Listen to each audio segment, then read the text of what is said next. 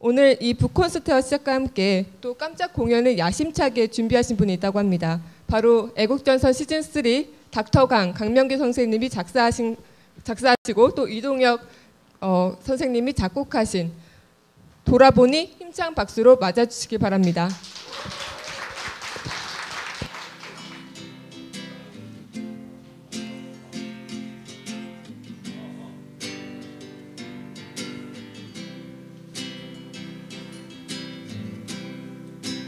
돌아보니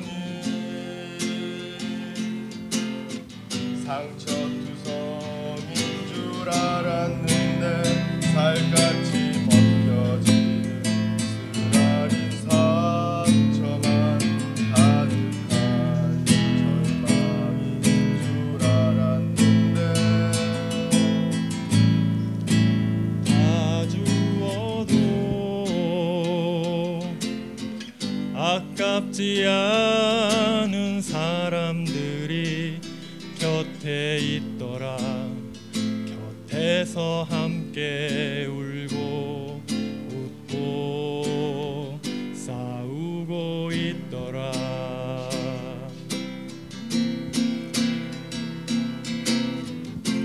나만 바보 천치가 아니었더라.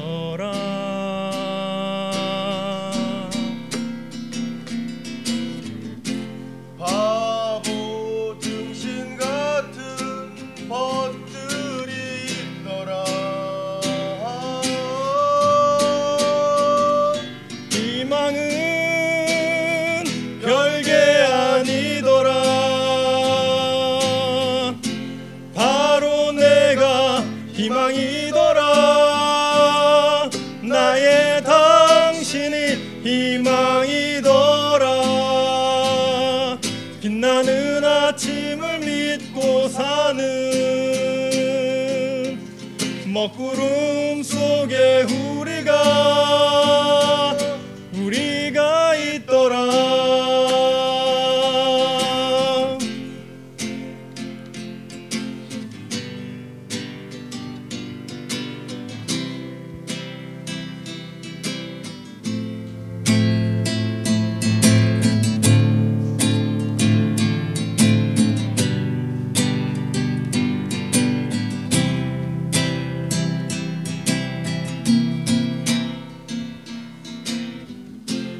나만 바보 천치가 아니었더라.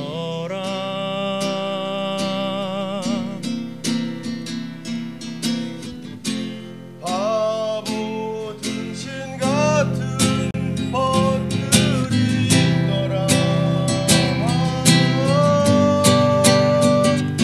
희망은 별게 아니더라.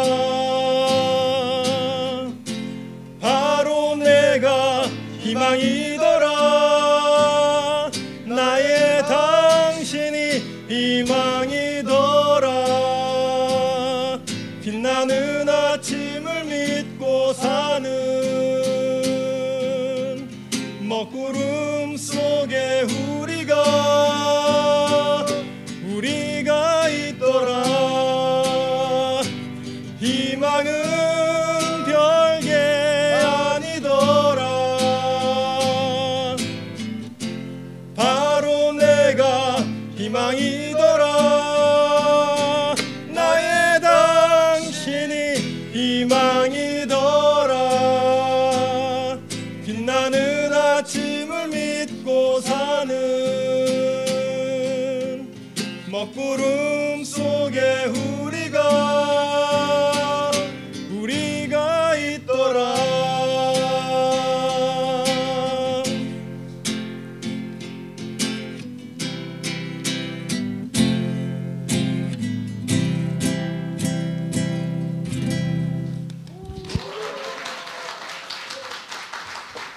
네, 다시 한번 큰 박수 부탁드립니다. 네, 특히 이 곡을 작곡하신 이동혁님은 좀 지금 암투병 중이시라고 들었어요. 그래서 이렇게 몸도 아프신데 이 먼 걸음을 와주신 분인데 다시 한번 박수 부탁드리겠습니다. 두 분의 돌아보니를 들으니까 지난 시간이 다시 한번 돌아가지면서 특히 이 행사가 이 대표님의 첫 공식 행사이기도 합니다. 그 의미가 더해지는 것 같은데요. 이 분위기 후끈 달아오르시죠? 네. 아까 제가 조금 떨었던 것 같은데 지금은 다시 좀 마음이 누그러진 것 같은데요. 네, 그러면 이 분위기를 이어서 강화도 대표 시인이시기도 합니다. 한민복 시인 모셔보겠습니다. 네. 선생님 강화도 대표 시인이기도 하신데 여기 시비가 있다고 하는데 무엇인가요? 시비는 이제 그 건물이 하나 있습니다. 그래서 그 시비는 창피하고 그래서요. 그 뭐 저 해수욕장에 있는데 수평으로 높였습니다. 최대한 이렇게 수평 거기서 타협을 받습니다. 그래고 세우지 말고 높이자, 바다를 배우자 그런 거는 있습니다. 쑥스러우셔서. 네, 그러면 우리 한민복 시인님의 축하 인사 듣도록 하겠습니다.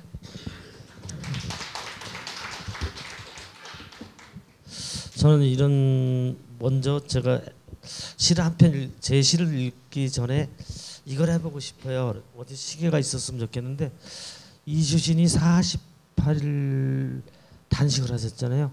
이정희 대표님이 계셔서 가능하실지 모르겠고 그런데 우리가 47초만 호흡을 멈춰봤으면 시가 있으면 저는 한 30초 해보니까 30초 뿐이면 멀티겠어요. 그런데 우리가 48초 호흡을 한번 멈춰봤으면 싶습니다. 이 자리에서 시계 없습니까? 네. 이수신이 48일을 단식했는데 우리는 48초를 가능한가 한번 해봅시다. 시작해 보겠습니다. 호흡을 한번 들어 마시고 한번 멈춰 보시죠.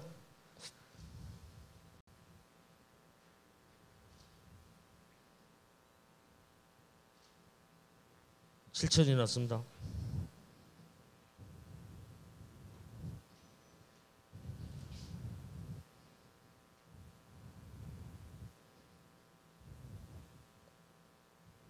(20초) 지났습니다.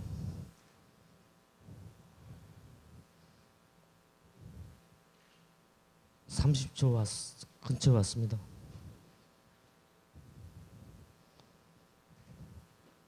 35초. 여기서 대본 호흡이 터집니다. 40초 왔습니다. 45초.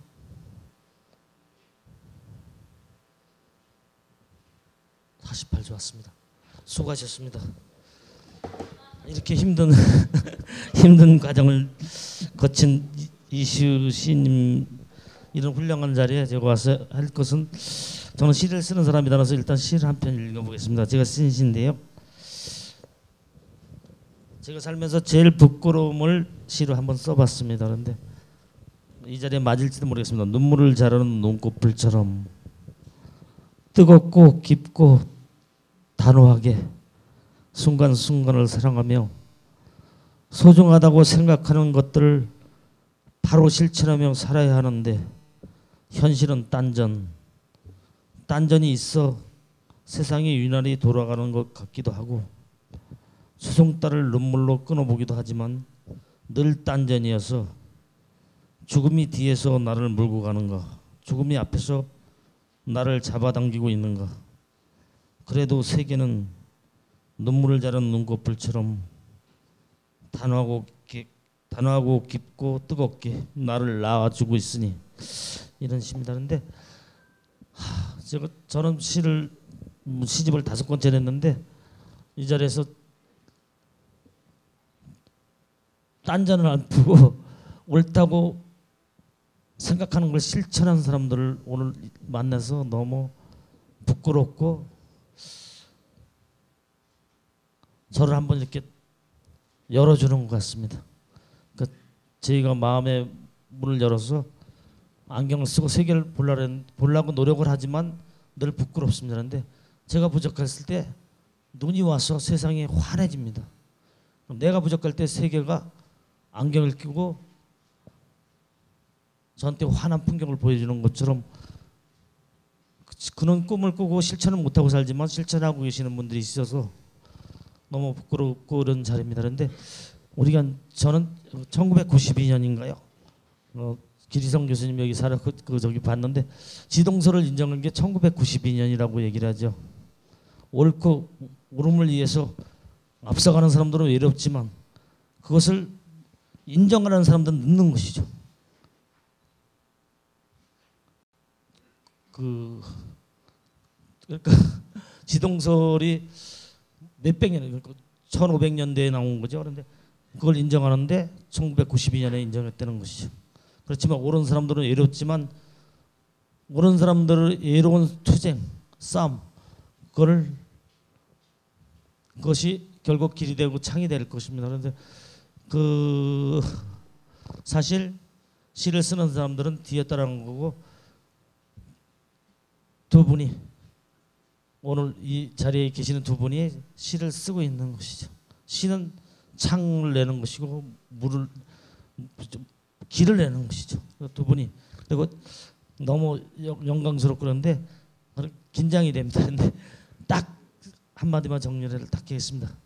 이 자리가 이제 이정희 대표님이 떨리고 저기로 봤습니다. 근데 대통령 떨어뜨리려고 나오는 게 아니라 앞으로 이정희 대표님이 우리 민족을 이끌어갈 대통령이 돼서 이렇게 조촐한 자리를 마련해서 이런 자리에서 대통령이 되셔서 한번 뵙고 싶습니다. 네, 멀지 않겠죠? 네. 지금 이시우 작가님이 48일 동안 단식을 하셨다고 했는데 저희는 48조 동안 숨을 한번 안 쉬어봤잖아요. 48조 동안 다 안 쉬어보신 분?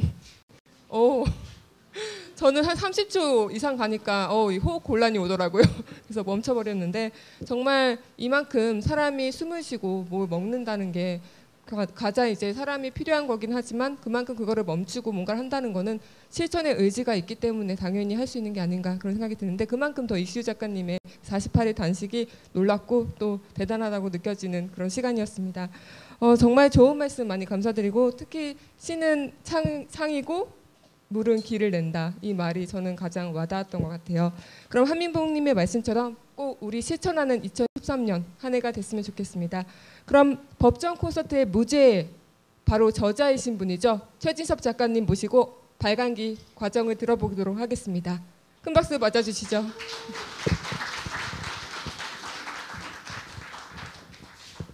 예, 반갑습니다. 최진섭입니다.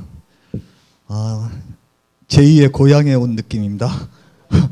아시는 분은 아시겠지만 제가 2008년 4월부터 작년 여름까지 이곳에서 근무했습니다. 예, 그러니까 뭐 느낌이 참 편안하고 저는 참 좋습니다. 근데 어때요? 강화도 좋죠? 예. 국가보안법 무죄를 발간한 과정에 대해서는 저 책을 보시면 다 나옵니다. 아직도 안 보신 분은 보시면 됩니다. 예.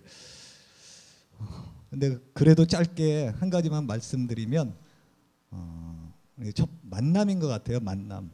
저는 2008년에 강화도 와서 오마이스쿨 강좌 기행하기 위해서 이시우 작가 민통선 평화기행 저자기 때문에 제가 기행을 한번 기획을 하기 위해서 이시우 작가를 만나서 인터뷰를 해가지고 오마이뉴에서 실는 과정에서 한 번, 두 번, 세 번, 네 번을 만나도 도대체 양파 껍질처럼 벗겨도 정체를 알 수가 없더라고요.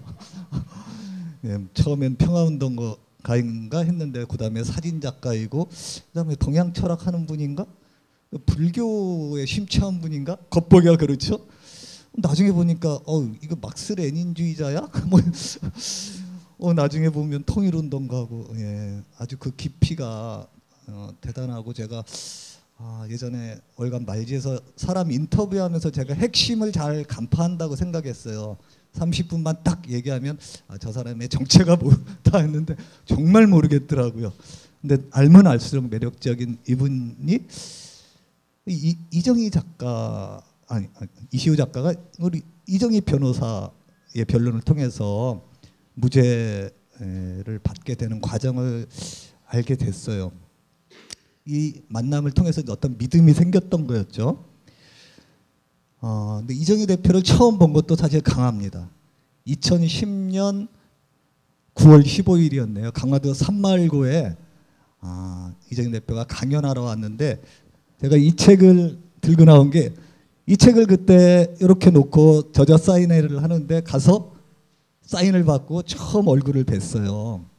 사인이 이 책에도 남아 있는데 그 두 번의 만남을 통해서 어쨌든 여기까지 온 것 같습니다. 그래서 만남이라는 것들이 참 소중하구나 이런 생각을 하고요. 제 발간기는 저 읽어보시면 되고 대신 어제 다들 인사는 했는데 그래서 몇몇 분들 강화도에서 만난 분들 이런 좋은 인연들을 통해서 제가 여기까지 이 책을 기획하고 오게 된 것 같은데 김갑수 작가님이 사실은 이 오마이스쿨 여기서 시민 강좌할 때 스타 강사였어요. 그래서 저는 이 자리에서 김갑수 작가님을 뵌 거였죠. 그래서 그것도 어떤 강화도에서의 인연이었고요. 그리고 강신천 사장님 지금 안 계신가요? 지금 오고 계신 것 같은데 이 오마이스쿨을 리모델링한 우리 강신천 사장님 좀 와 계신 줄 알고 불러봤는데 안 계시네요. 예. 무무건축 대표님이시고요. 그리고 우리 작년 5월에 참 어렵고 힘들 때 우리 이시우 작가와 그리고 또 아픔을 같이 나누던 우리 김영종 작가님도 여기 강화도에 살고 계세요. 이분은 작년에 블랙박스 출판기념회 할 때 그 애무 강화문에서 했던 복합문화공간 애무 대표이시기도 한데 이 강화도에 또 유명 작가시고요. 하여튼 이런 분들의 만남을 통해서 이런 만남들이 쌓여가지고 이 책을 기획하게 됐다 이렇게 생각을 하고요. 말이 참 제가 생각해도 참 늘어지네요. 이렇게 하려고 하지 않았었는데 여러분 죄송합니다. 저한테 할당된 시간이 벌써 다 가서 중간에 다 끊고 여기 우리 그 3월고 윤영소 그 교장 선생님 계시고 또 몇몇 분들 강화 분들 계신데 아까 저기 그 윤여근 목사님 인사하신 것 같고 우리 김남중 전 군의원님 와 계시고 제가 아시는 분들이 몇몇 분들이 있는데 하여튼 이런 강화 분들과의 이런 만남을 통해서 이 책을 기획하고 진행하고 그렇게 되지 않았나. 그래서 강화야말로 제가 몇 년 있어 보니까 어떤 민족의 정기가 서려 있고 평화 통일의 어떤 전망을 가질 수 있고 그러한 어떤 좋은 데라는 생각이 듭니다. 이런 강화에서 북콘서트를 하게 된 것에 대해서 진심으로 기쁘게 생각합니다. 예, 감사합니다.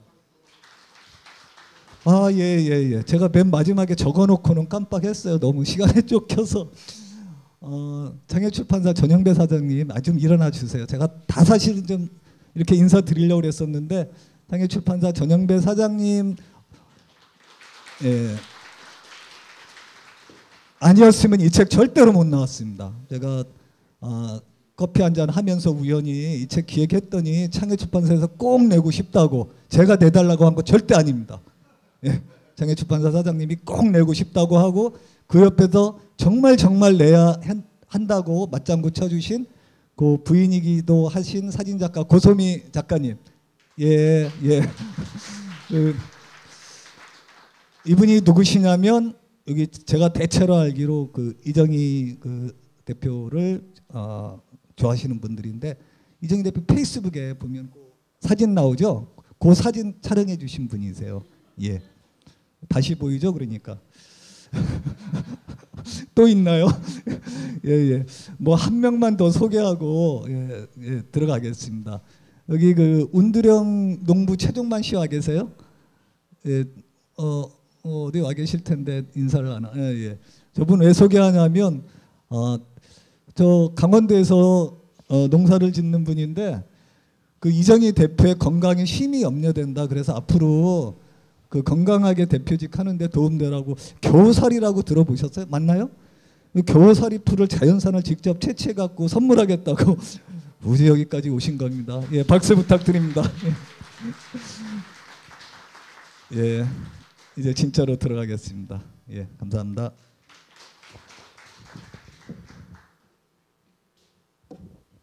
네, 최인석 작가님의 법정 콘서트 무죄 이야기를 들으면서 만남이라는 이야기를 하셨어요. 오늘 저희와 또 여러분들이 모두 함께 만나는 이 자리도 정말 이 좋은 자리로서 앞으로 우리에게 소중한 추억이 될 것 같습니다. 그럼 오늘 법정 콘서트 무죄 두 대담의 주인공을 모셔보도록 하겠습니다. 이시우 작가님과 이정희 대표님 모셔보도록 하겠습니다. 정말 오늘 두 분 이 자리에 모시기까지 많은 분들이 기다리셨던 것 같아요. 한 말씀씩 인사를 부탁드릴게요.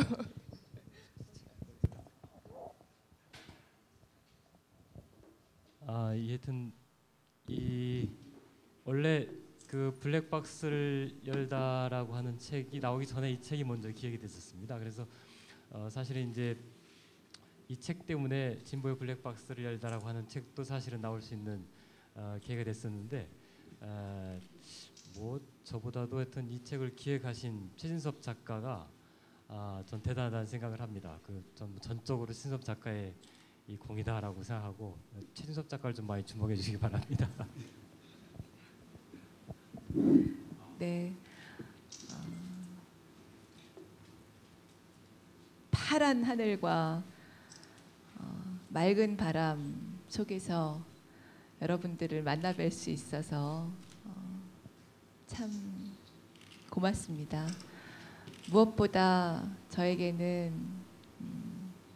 이 자리에 함께 계신 이시우 작가님은 사람의 깨끗한 양심을 지키는 것이 얼마나 중요한가를 일깨워 주신 분이세요.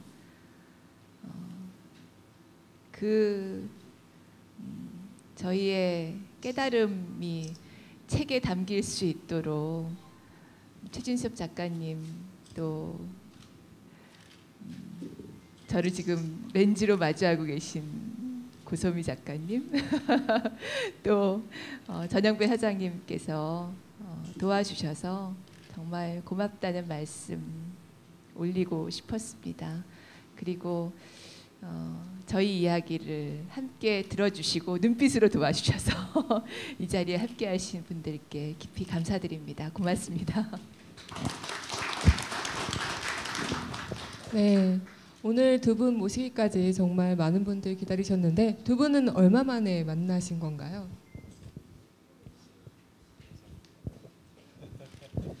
대통령 선거하면서 12월 5일이 국가보안법 제정일인데 그때 국가보안법 폐지 공약을 하면서 서대문 형무소에서 국가보안법에 주로 이제 피해를 받으신 분들이 많이 오셨어요.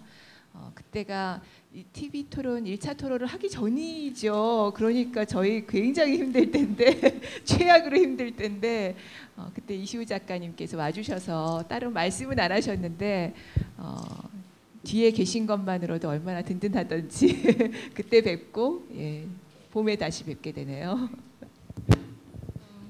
대선 이후에 이정희 대표님의 근황을 굉장히 궁금하신 분들이 많으실 것 같아요. 어떻게 지내셨어요?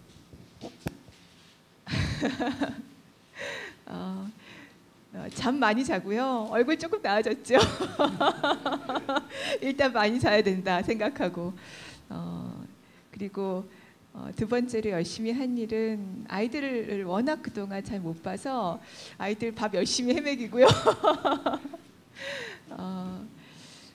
그리고 뭐 하면서 살지 이러고 한참 고민하다가 원래 대선까지 주어진 일을 하는 것이 제가 저지른 잘못, 지은 죄에 대한 최소한의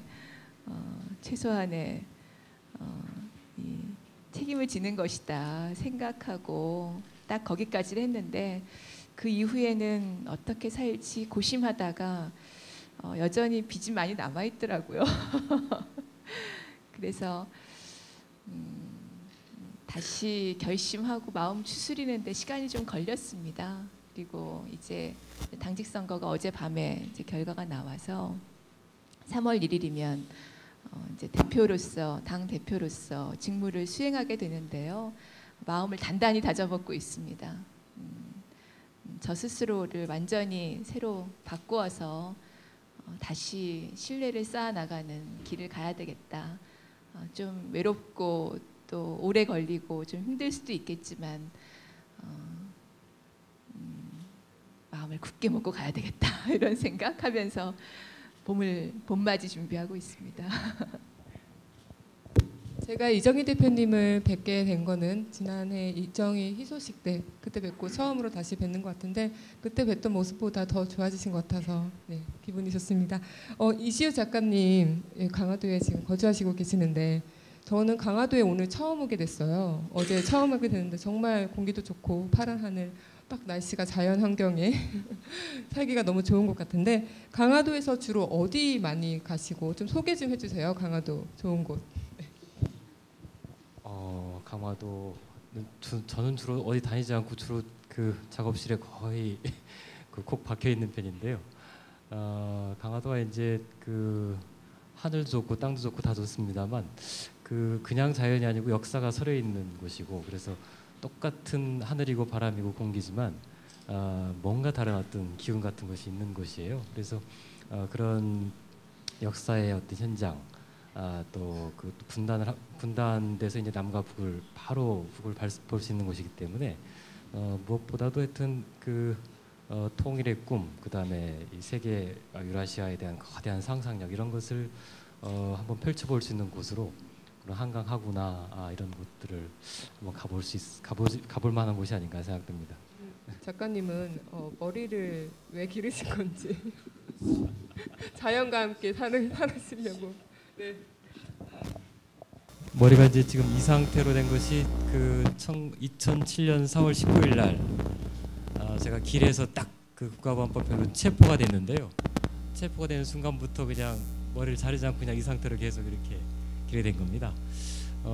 나중에 이제 감옥에 이렇게 면회 오시는 분들이 자꾸 그 질문 하시더라고요. 그래서 뭔가 이유를 만들어야 될 것 같은 막 생각이 들어가지고 이유를 찾다가 보니까 한상열 목사님하고 문정현 신부님이 말씀하시기를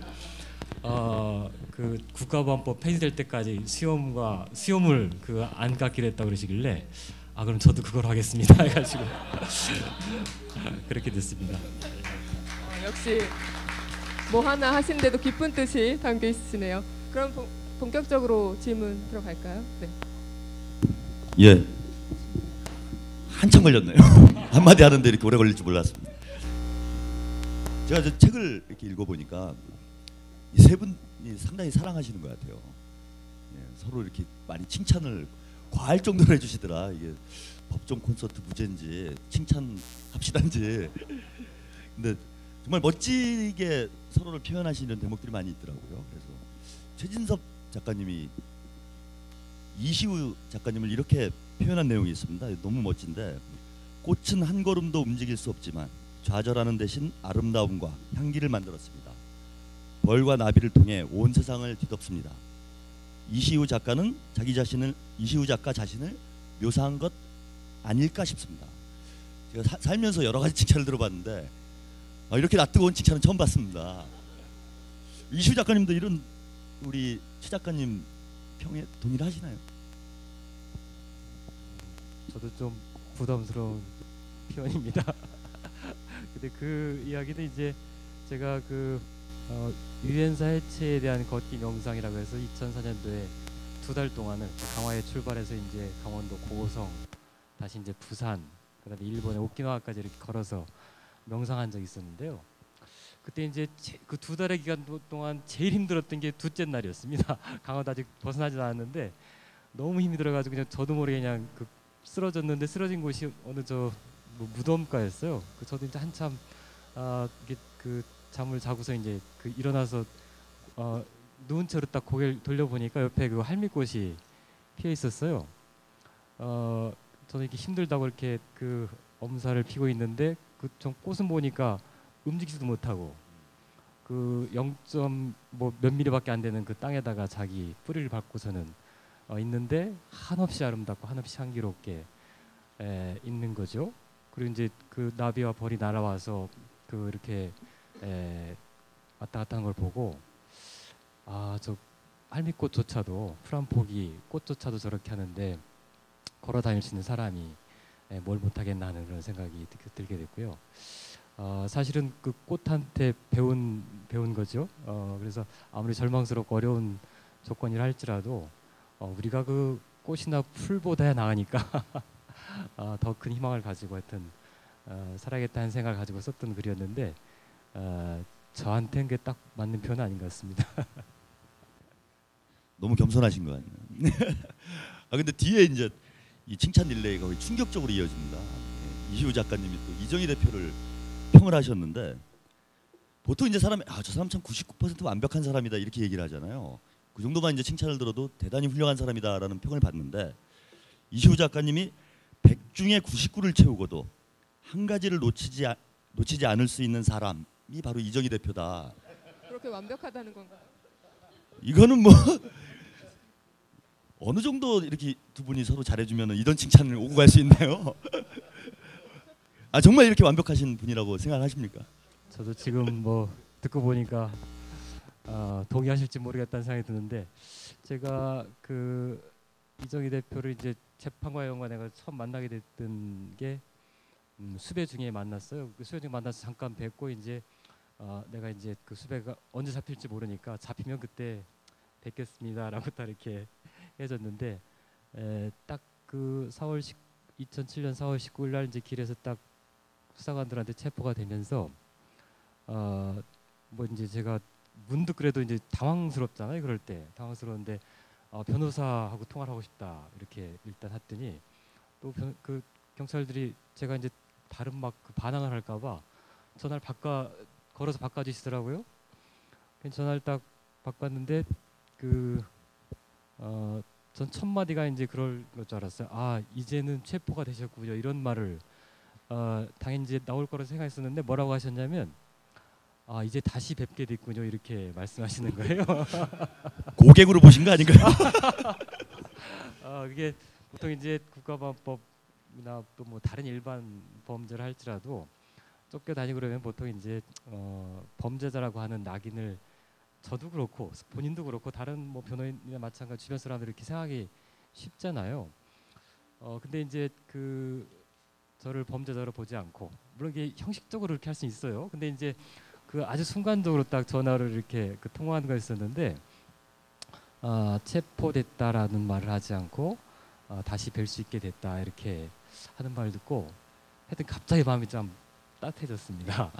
아마 제가 이제 이정희 대표랑 계속 뭐 이렇게 재판을 같이 하면서 느꼈던 것이 다른 무엇보다도 사람에 대한 그런 따뜻함, 배려 이런 것이었던 것 같아요. 그게 아마 지금 당 대표를 하시면서도 많은 분들이 느끼는 힘 중에 하나가 그게 아닐까 싶은 생각이 들고요. 근데 이제 보통 사람이 이렇게 따뜻함이 있고 정이 있고 배려가 있을 때 정적인 사람은 좀 지적인 게 떨어지기가 쉽잖아요. 근데 이제 재판하다 보니까 정말 치밀하신 거예요. 사실 이제 재판이라는 게 보통 일반 뭐 정치행위야 뭐 이렇게 모든 걸 책임지진 않잖아요. 뭐 남들한테 책임을 전가할 수도 있고 그런데 재판은 정말 말 한마디 또 문장 하나 행동 하나가 바로 그냥 형벌로 이렇게 연결되는 거기 때문에 정말 줄을 타는 것 같은 그런 긴장의 순간이죠. 근데 아주 긴박한 논리 이런 것들을 정말 꼼꼼하게 검사의 28가지 되는 죄를 저한테 이제 씌웠었는데 그걸 완벽하게 다 벗게 되셨거든요. 그래서 감성적으로도 그렇고 또 지적으로도 당시까지만 하더라도 그렇게 복잡한 사건을 완전 무죄받기는 처음이었습니다. 그래서 제가 이제 끝나고 난 뒤에 그런 표현을 썼던 건데요. 하여튼 과하지 않은 표현이라고 생각됩니다. 근데 이 대표님 동의하시나요? 말씀 듣고 보니까 정말 100 중에 100을 다 채우신 분 같아요. 사람이 빈 구석이 왜 없겠습니까? 완벽하면 사람이 아니죠.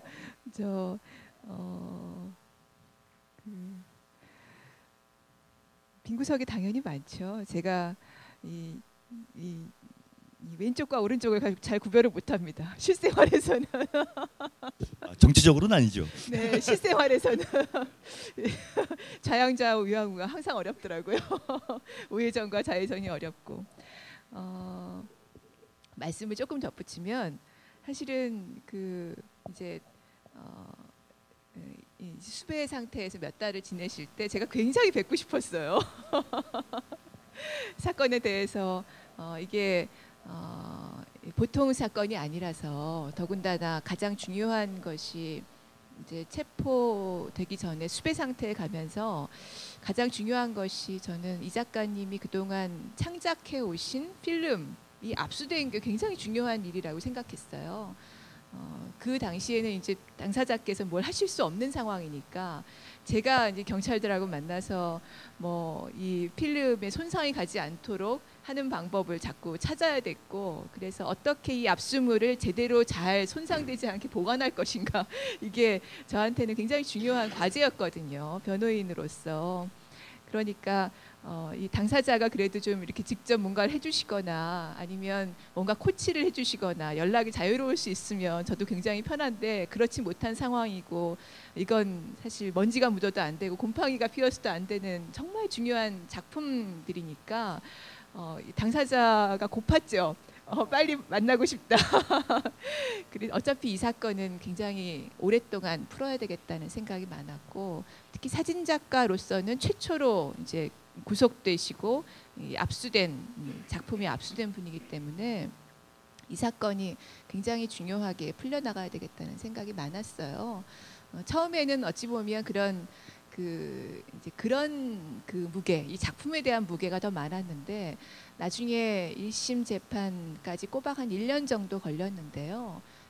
그때 마무리되어서는 제가 아까 처음에도 말씀드렸지만 정말 중요한 건 마음이었다. 우리가 그 어려운 과정을 거치면서 마음을 지켜낸 게 참 중요했구나, 이런 생각이 들었죠. 근데 그건 변호사가 지킬 수 있는 건 아니고요. 우리 이시우 작가님께서 정말 강건하셨어요. 그리고 지금은 이제 수염과 머리를 국가보안법 폐지될 때까지 기르겠다 이렇게 말씀하셨지만 4월 19일 저녁 때 저하고 그 서울경찰청 그 대공분실에서 만났을 때 하신 말씀은 국가보안법을 껴안고 죽겠다였어요. 그래서 그 말씀을 들어서 제가 이후에 단식을 스스로 중단하실 때까지 한 번도 못 말렸죠.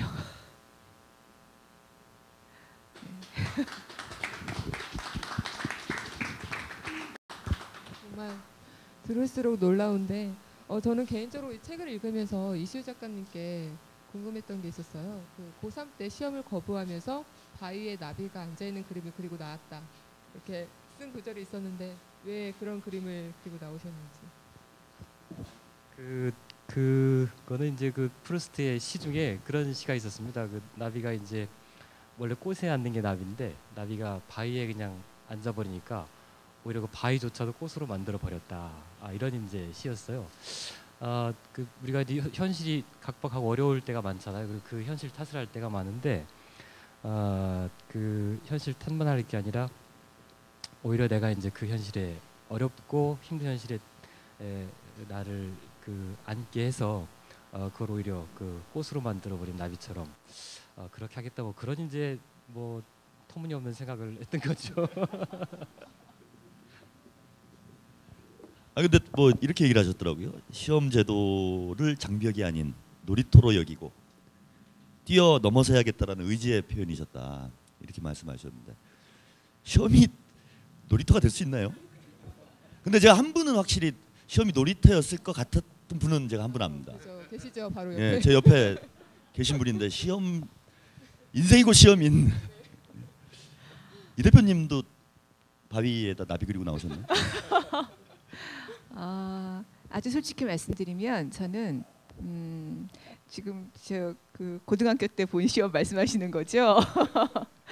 고3 때 저는 이시우 작가님하고 굉장히 다르게 살았습니다. 예, 시험에 이제 나비를 그리고 나오신 것과 달리 저는 시험지를 파고 또 팠죠. 근데 놀이터로 여긴지는 못했고 미쳤다 생각하고 공부해야지 이렇게 생각했어요.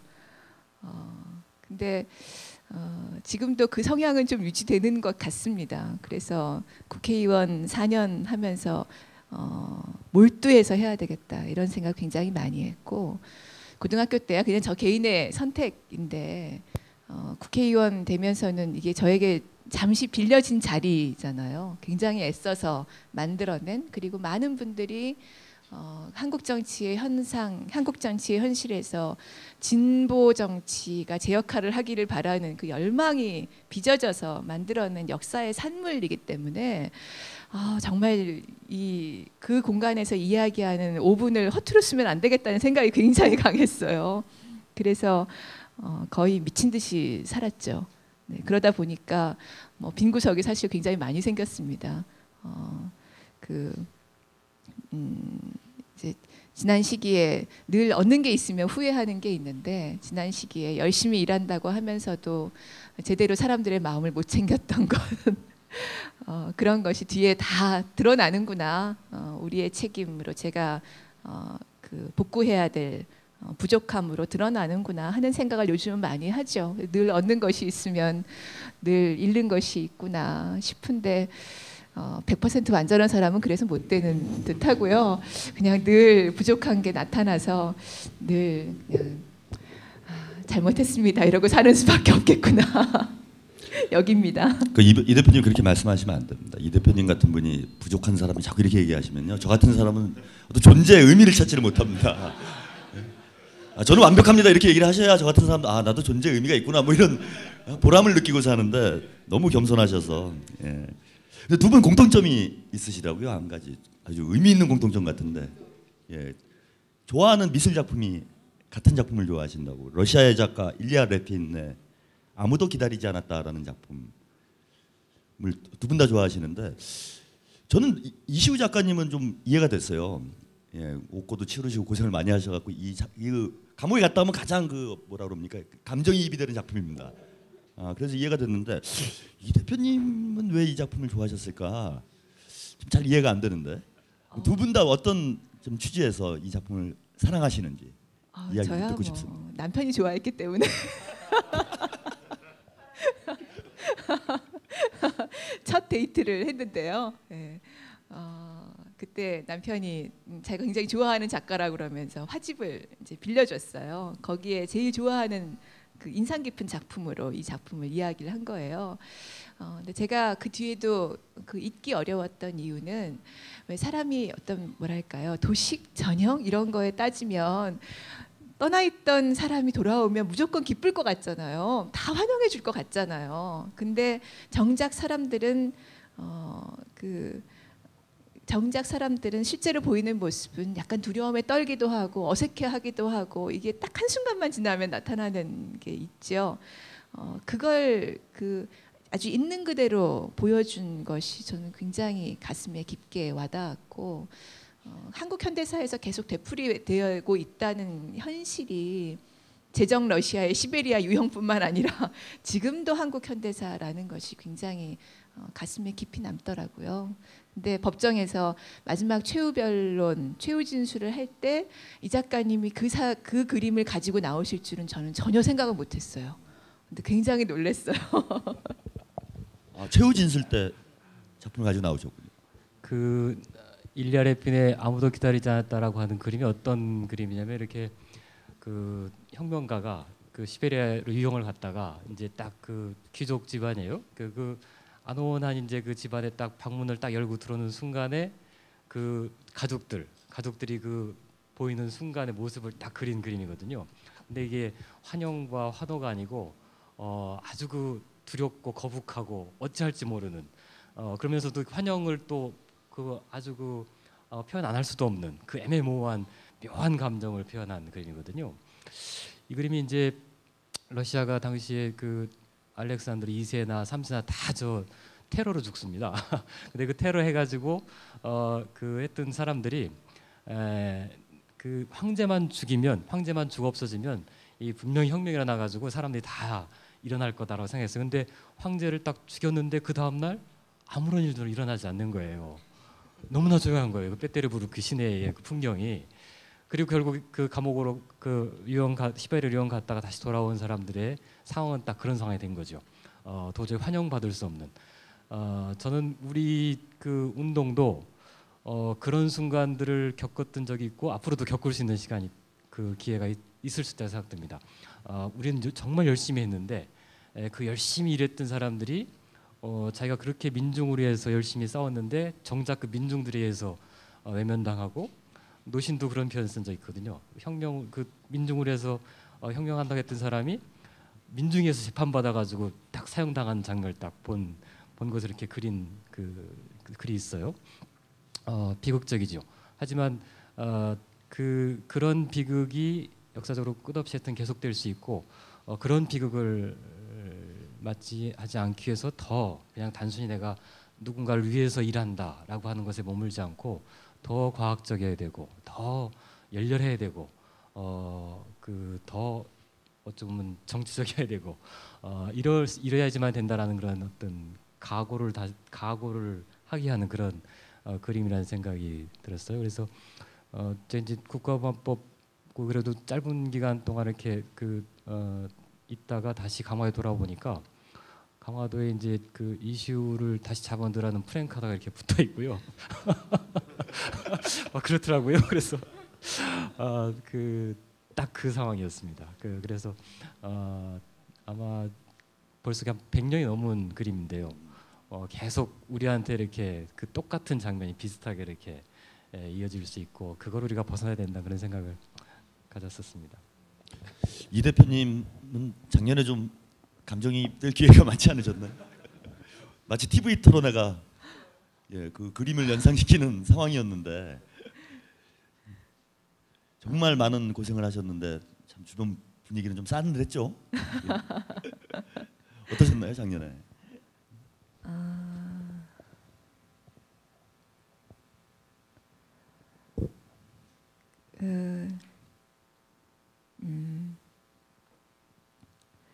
정치적 인간으로서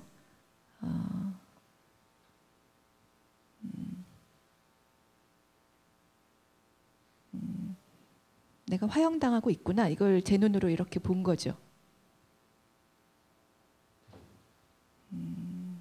다 부서졌구나, 이걸 봤죠.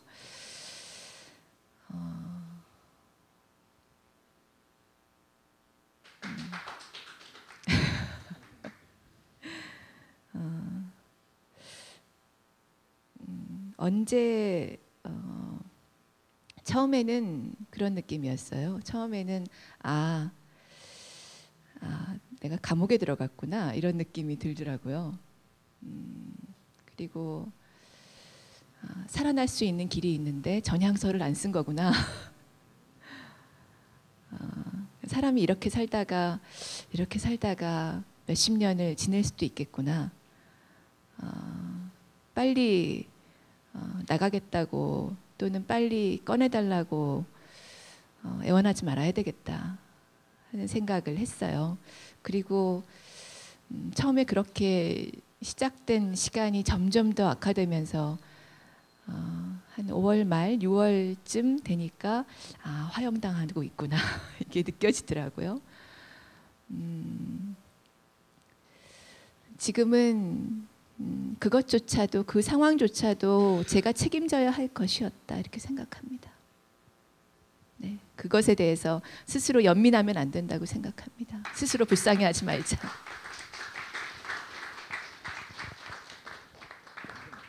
점점 성인이 돼 가시는 것 같아요. 종교 있는 분이.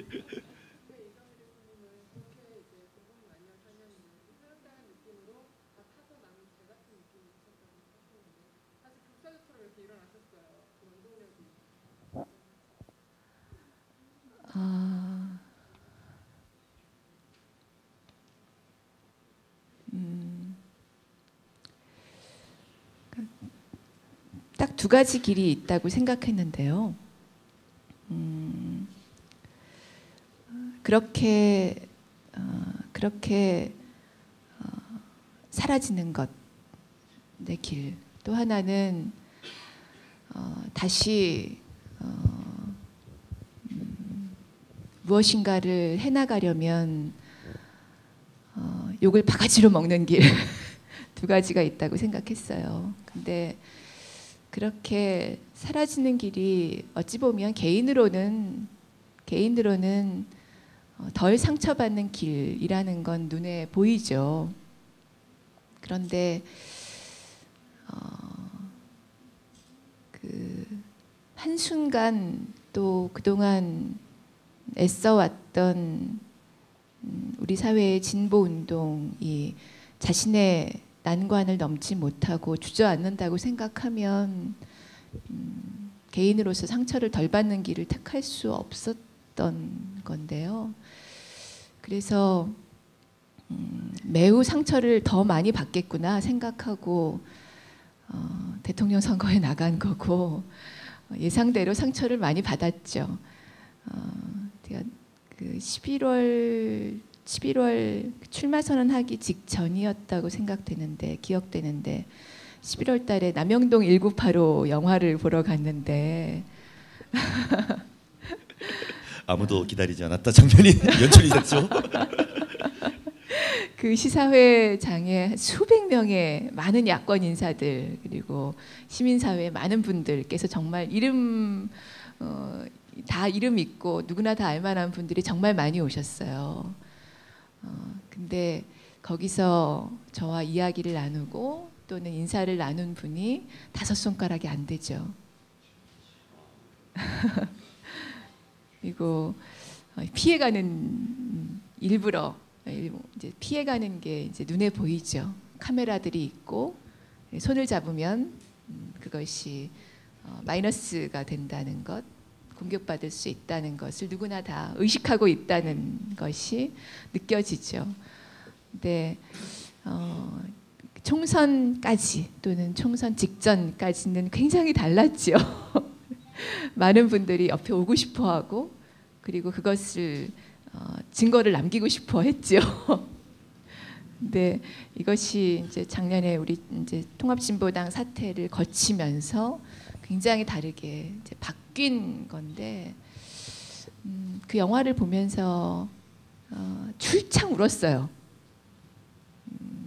그러니까 그 영화를 보면서 이런 생각이 드는 거예요. 아, 사람들은 그 독재 정권 시절에 고문이 가해졌다는 것에 대해서 안타까워하고 공감하지. 그러나 사람들은 저 고문이 어떤 법에 근거해서 저질러졌다는 것을 알까? 이 자리에 와 있는 사람들은 지금도 그것을 기억하고 있을까? 저 고문을 저질렀던 근거가 국가보안법이라는 것을 사람들은 한 번쯤 생각하고 있을까? 근데 생각하지 않는 것 같은 느낌이 딱 오는 거예요. 국가보안법이라는 것을 저 근거가 국가보안법이었다는 것을 이 자리에 있는 사람들은 몰라. 국가보안법이 살아있다는 것에 대해서 이 자리에 있는 사람들은 아무도 기억하지 않아. 근데 그것은 지금 바로 우리를 고통스럽게 하고 고문하고 있어. 이런 생각이 드니까 감정이입이 막 되더라고요. 그래서 물론 비교할 수 없죠. 당시에는 육체적 고문이라는 건 저는 과연 감당할 수 있었을까? 저 같으면 아마 굴복했을 가능성이 훨씬 컸겠다 이런 생각을 해요. 근데 그 육체적 고문이 한 단계 한 단계 영화를 보면 이제 그 돌을 더해가면서 이렇게 그 가해지는데 그게 이 고통스러운 말의 공격들에 막 회상이 되는 거예요. 그러니까 참 견디기 어렵더라고요. 우리 사회의 국가보안법이 지금도 어떤 역할을 하며 살아있는가, 그리고 오히려 그 시절보다 훨씬 더 집요하고 교활하게 어떤 역할을 하고 있는가에 대해서 사람들이 알아줬으면 좋겠는데 이게 참 힘들더라고요. 진짜 말씀 들어보니까 정말 이 많은 시간들이 어떻게 견뎌오셨을까라는 생각이 들 정도인데 이정희 대표님께서 저의 정치 입문의 덕은 거의 이시우 작가님 덕이었다 이렇게 말씀하신 게 있었어요. 그 이유가 제가 그 2008년에 국회의원 되면서 딱 제안받고 이틀 만에 결정해서 국회의원이 됐는데요.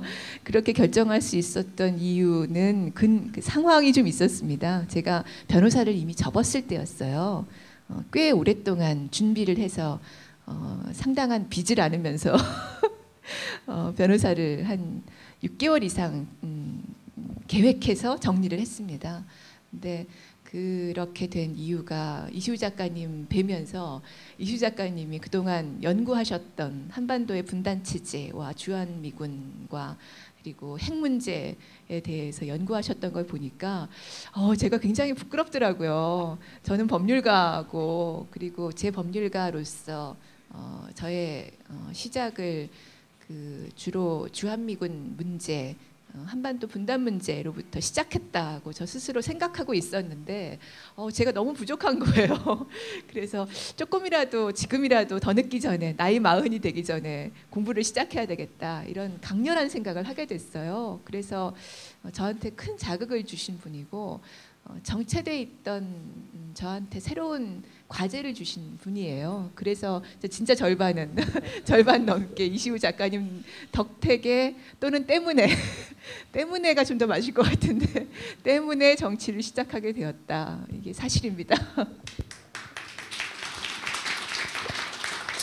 근데 이시우 작가님 보니까 좀 수사기관에 오해를 받으실 만해요. 예, 사진 작가신데 진해 핵잠수함, 캠프 보나파스 화학무기 보관 표식, 말리포 한미 연합 상륙 작전 뭐 이런 사진들과 기사를 또 아주 수려한 문체로 저도 예전에 읽었던 통일운동을 했기 때문에 상당히 도움을 많이 받았는데 오히려 통일운동 오래 한 사람들보다 더 전문적이고 식견이 높은 이런 기사들을 쓰시고 그러면서 진짜 뭐 하시는 분인가 상당히 궁금했습니다. 근데 나중에 뵙고 나서는 절에서 오신 것 같은데 이런 기사를 쓰셨나 그랬는데 보니까 대체로 미군 관련 이런 기사들과 사진들이 참 많았고 그러다 보니까 주한미군 사령부 대테러 담당관 테러 담당관 중동분하고 비슷해서 그런가요? 예. 53 미군기지 사령관이 직접 서명을 해가지고 수사기관에 감정서까지 넣었다라고 그럽니다. 근데 상당히 이례적인 거거든요. 국가보안법 피해로 이제 피해를 입으신 분들 많은데 미군 측에서 이렇게 직접적으로 뭐 개입을 하고 이런 경우가 뭐 많은 경우는 아니라고 제가 알고 있는데 왜 이렇게 미군 예민하게 반응을 한 겁니까?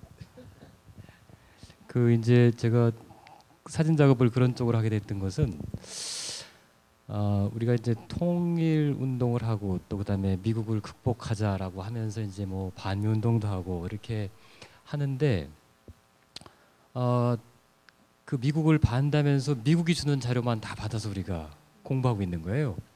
그래서 이제 그 미국 공보관들이 주는 보도 자료, 또 미국에서 나온 공식 자료 이것만 갖고 하니까 물론 그거에 대해서 막 토를 달아가지고 우리 반대하고 막 하는 것도 의미가 있었는데 우리가 많이 가지고 있는 우리만의 자료, 내가 생산해낸 자료가 없는 거예요. 야 이래가지고는 좀 문제가 있다. 그리고 반드시 이제 우리가 반대를 위한 반대를 하다가 상대방이 어떤 파놓은 함정 같은 거에 꼭 빠질 수도 있겠다는 생각이 딱 들었어요. 그래서 나만의 우리만의 이제 정보가 필요하다 이런 생각이 딱 들었던 거죠. 직접 그래서 현장을 보고 내가 판단한 자료를 찾아내야 된다 이런 생각이 이제 컸었고 이제 사진 작업이라고 하는 것은 결국은 이제 관념이나 이론으로 할 수 있는 게 아니잖아요. 예술 작업이라고 하는 것이 현장에서 직접 보고 그 현장을 느끼고 정말 운 좋게 또 이렇게 사진을 딱 찍어내야지 이게 작품이 되는 건데 그러다 보니까 이제 제가 그런 작업을 하게 됐고 결국은 이제 그 미군 측에서도 그런 거죠. 굉장히 미군들이 신사적이에요. 우리나라 국방부 관리들하고 미군들 만나보면은 굉장히 신사적입니다. 그리고 이제 정보도 막 굉장히 풍부하게 많이 줘요. 한국군은 뭘 막 감추려고 많이 하는데 미군들은 뭐 다 얘기할 수 있다는 것처럼 막 이렇게 이야기합니다. 그래서 이제 보통 기자들이 그 용산 기지 이렇게 좀 출입하다 보면은 자기도 모르는 사이 있잖아요. 미군 쪽으로 이렇게 기울어져요. 진보적이나 뭐 보수적인 걸 떠나가지고 모든 자료를 다 주니까 그냥 알아서 주는 것만 받아 쓰게 돼 있어요.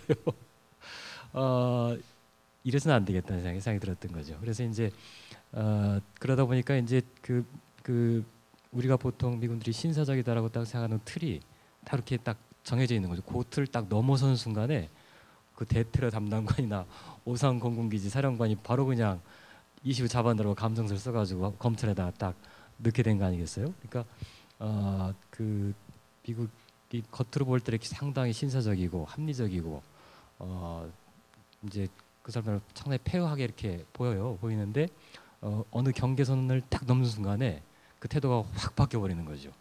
그런 걸 딱 느꼈었고 그런 결과가 아마 이 미군들까지 직접 나서가지고 그 한국 법인대회에 사법에 직접 관여까지 하려고 했던 그 이유가 그런 게 아니었었나 싶은 생각이 듭니다. 근데 당시에 수사기관이 이제 아드님의 휴대폰도 감청하고 그러셨다고 했는데 가족들도 좀 힘들어하시진 않았는지. 뭐 저보다 사실은 가족들이 더 힘들었죠. 뭐 이렇게 항상 있는 일입니다만 고생한 사람이야 고생하지만 이제 그 고생을 지켜보는 게 사실은 더 힘든 거죠. 이정희 대표가 힘들었지만 이정희 대표를 지켜봤던 여러분들이 더 어쩌면 힘들 수도 있었고요. 근데 이제 그래서 뭐 저희 집사람은 이제 제 사건 때문에 뭐 옥바라지하고 수발하느라고 직장까지 그냥 때려치고 그냥 뛰어다니면서 하다 보니까 하여튼 뭐 1년 동안 아무 수입이 없이 우리 집이 혁명이 됐습니다. 그리고 이제 무엇보다도 이제 한 번 이렇게 도청을 당하니까 우리가 이제 이렇게 핸드폰 쉽게 많이 쓰잖아요. 또 쓰지 말아야겠다는 생각하면서 이렇게 이제는 안 쓸 수 없게 되잖아요. 사실은 근데 이게 더 가면 갈수록 이 정보기관이나 이런 쪽에서는 도청이나 감청이 더 쉬워지는, 우리는 자유로워진다고 생각하지만 거꾸로 저쪽에서는 더 쉽게 정보를 수집할 수 있는 이런 이제 상태가 되고 마는 거예요. 그래서 이제 어느 순간에 우리가 편리를 딱 버리기에 너무 어려워진 순간에 이미 이제 이런 도청을 쉽게 할 수 있는 체제가 돼 있고, 이런 것이 아마 이제 우리 집은 그래서 이제 항상 그런 건 생각도 하시지만은 일상적으로 이 전화가 도청되고 있지 않을까 이런 생각 가끔 하잖아요. 우리가 이제 막 사찰 사건 같은 것도 많아서.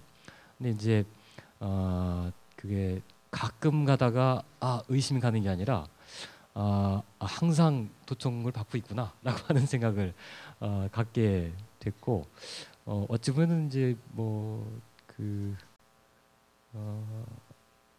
그게 더 긴장감을 유지하는 데는 더 좋을 수도 있다는 생각도 들긴 합니다. 하지만 이게 당사자가 아닌 가족들이 감당하기엔 참 쉽지 않은 일이라는 생각은 합니다. 힘드셨을 것 같아요.